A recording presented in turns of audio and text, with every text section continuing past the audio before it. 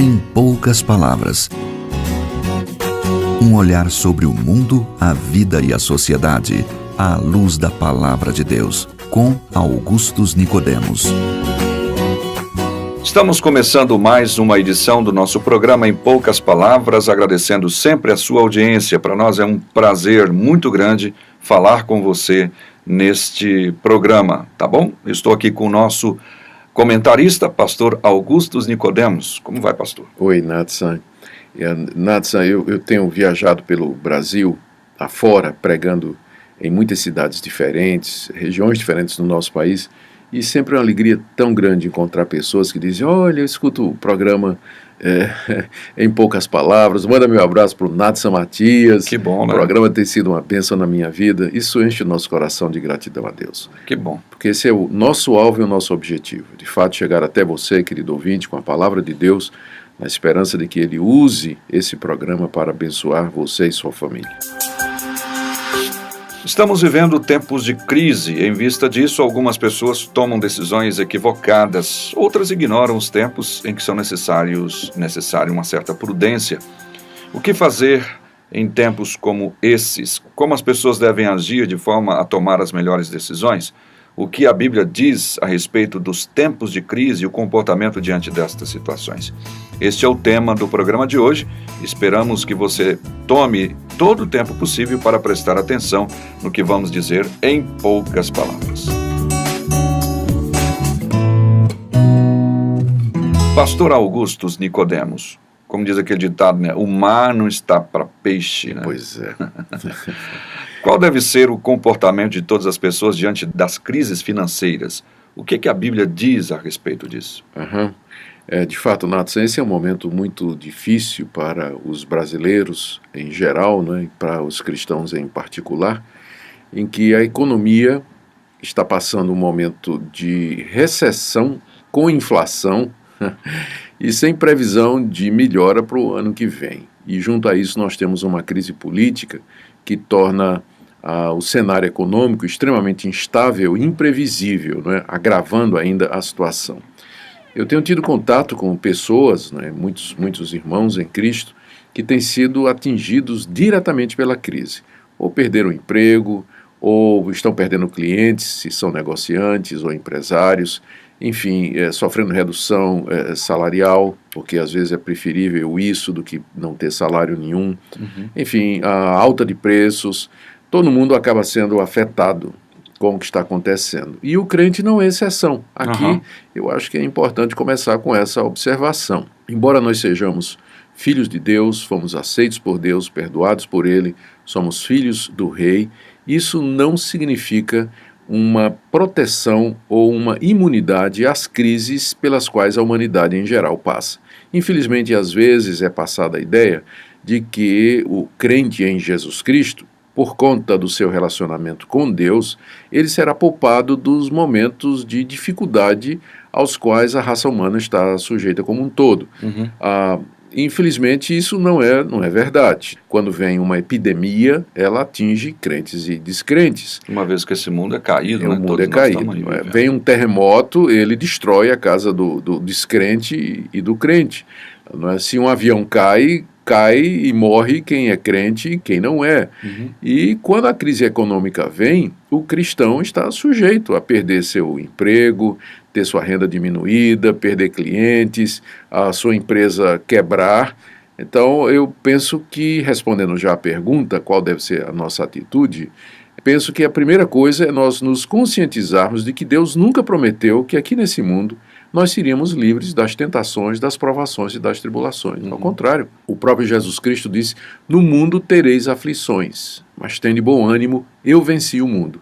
A vitória de Cristo sobre o mundo não é uma vitória do tipo assim, que os seus seguidores jamais passariam por provação, privação, dificuldade, não. Mas é a vitória de que, apesar de todas estas coisas nos acontecerem, nós continuaremos firmes, confiantes em Deus e na expectativa do mundo eterno que se aproxima e que Ele nos prometeu como herança. Mas o que tem de pastor pregando é exatamente o contrário do que o senhor está falando aí, né? Pois é, a teologia da prosperidade, né, a famigerada teologia da prosperidade, que eu considero um dos maiores males e heresias do momento presente, ela vai ensinar exatamente o contrário, né? Que se você for fiel, se você contribuir, se você fizer sacrifício financeiro, você então será abençoado por Deus, você vai vencer a crise, você não vai sofrer como os demais brasileiros estão sofrendo, você vai estar por cima e não por baixo, vai ser cabeça e não cauda. Essa é uma frase bem característica. Pois é, mas isso aí não se verifica, né? Porque Deus nunca prometeu que o seu povo estaria livre dessas vicissitudes e dessas situações que são comuns à sociedade humana, não é? Nós todos podemos ser atingidos por isso. Agora, a diferença, Nathan, é exatamente como a gente reage, não é? Uhum. Muita gente, diante da crise financeira e diante da perspectiva de sofrer, de ganhar menos, de perder suas posses, cortar o que tem, perder o que tem e assim, alguns entram em desespero mesmo ou recorrem a atalhos desonestos, né, para manter a renda ou pelo menos evitar perda e, enfim, acabam cometendo atos, né, dos quais eles normalmente não fariam, né, e dos quais se envergonham depois. O cristão deve continuar firme e inabalável, porque ele deve servir a Deus na riqueza, na pobreza, na fartura e na necessidade. E lembrar do que disse o apóstolo Paulo, né, no final da carta aos Filipenses, que aprendeu a viver contente em toda e qualquer situação. Uhum. E que ele aprendeu a ter de fartura e aprendeu também a passar necessidade. É interessante que quando Paulo escreveu essa carta, ele estava preso. Né? Ele estava numa cadeia em Roma, aguardando o julgamento, né, que podia dar da morte, e recebeu uma oferta da igreja de Filipos.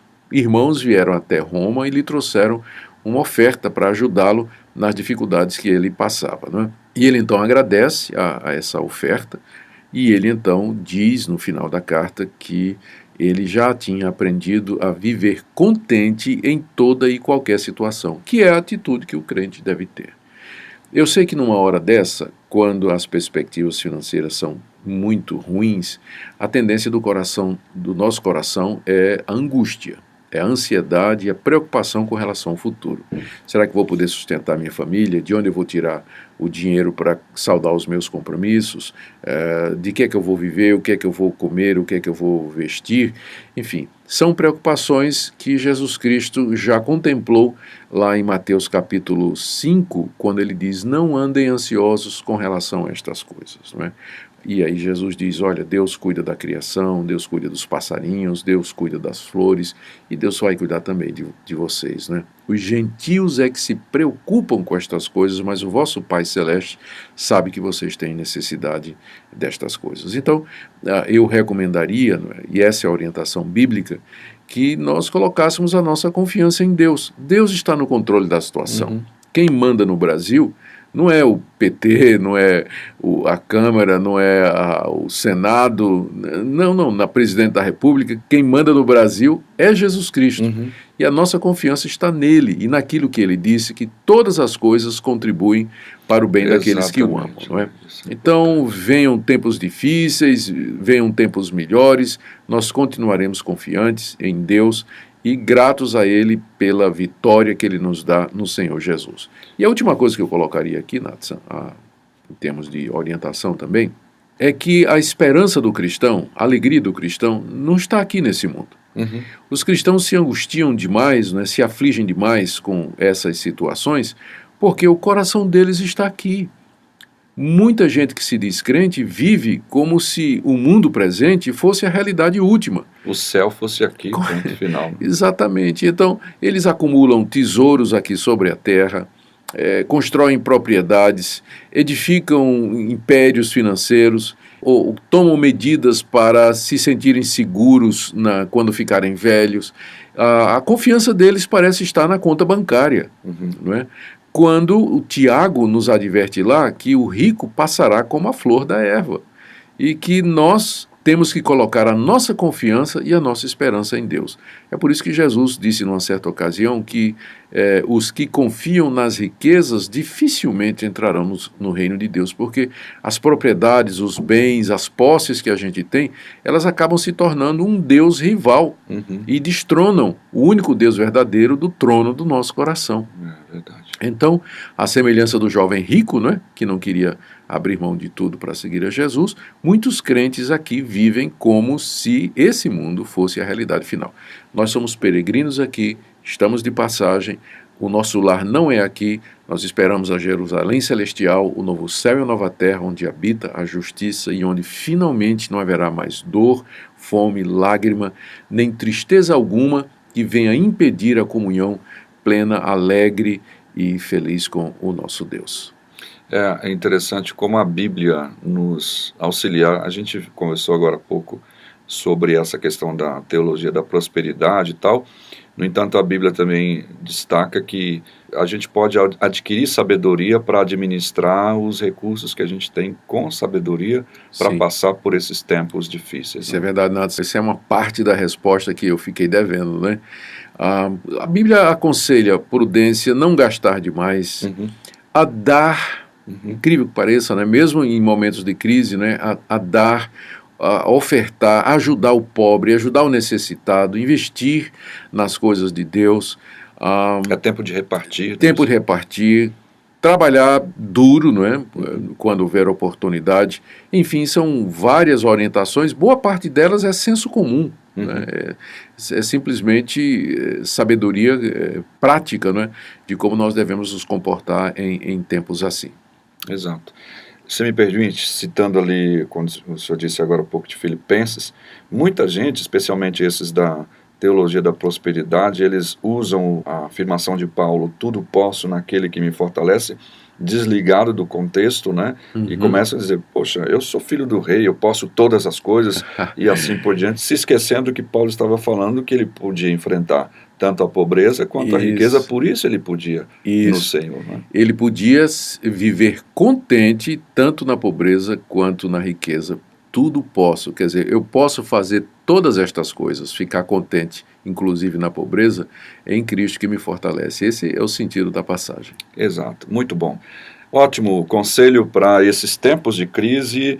Faça aí as suas avaliações, não fique preocupado excessivamente com o dia de amanhã, apesar de que você deve ter prudência, sente com sua esposa, sua família, faça os cortes necessários, não é? E vá adiante. Deus haverá de nos dar forças para enfrentar, sabendo que um dia Ele virá e todas essas coisas chegarão ao fim. É isso, pastor? É isso aí. Ficamos por aqui, então, e esperamos você no nosso próximo programa. Alguma palavra final, pastor? Sim, lembrando aquela passagem do Salmo, entrega teu caminho ao Senhor, confia nele, e Ele tudo fará.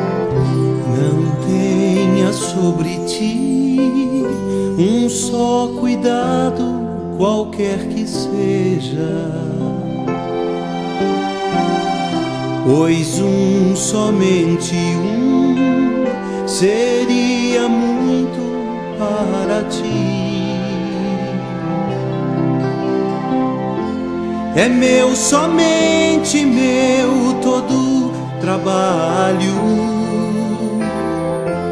e o teu trabalho é descansar em mim. É meu, somente meu, todo trabalho, e o teu trabalho é descansar em mim.